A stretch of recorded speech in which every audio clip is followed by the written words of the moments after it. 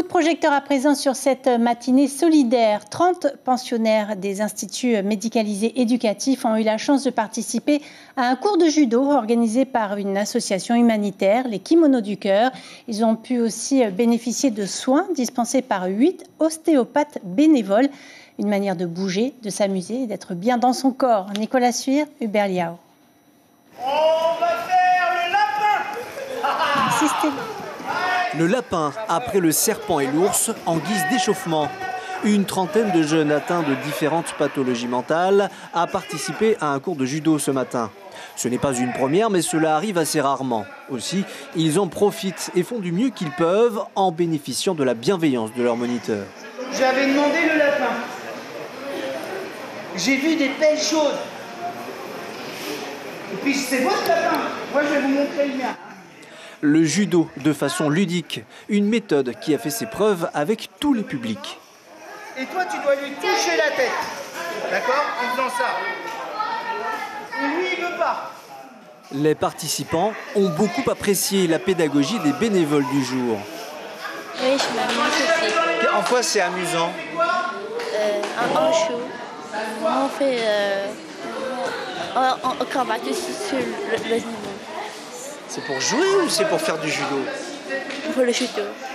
Un événement organisé par une association calédonienne, les Kimonos du Cœur, créé il y a 3 ans à peine par quelques personnes qui se sentaient privilégiées et voulaient redonner aux autres.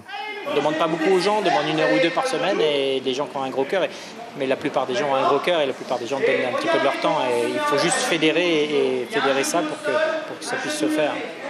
En plus des cours de judo, chaque participant bénéficie de soins prodigués par des ostéopathes bénévoles. On travaille sur tout ce qui est mobilité articulaire, etc.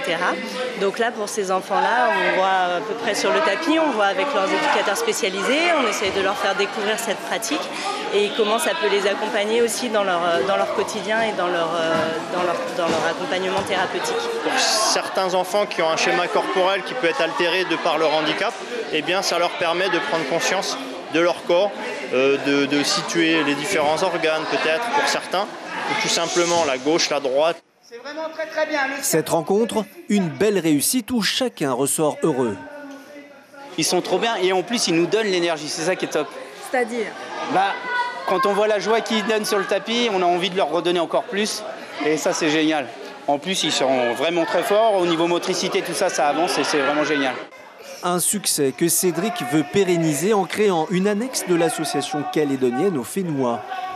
Il espère ainsi bénéficier des mêmes aides et multiplier ce genre de rencontres. L'information en continu sur Polynésie la première, Internet et réseaux sociaux.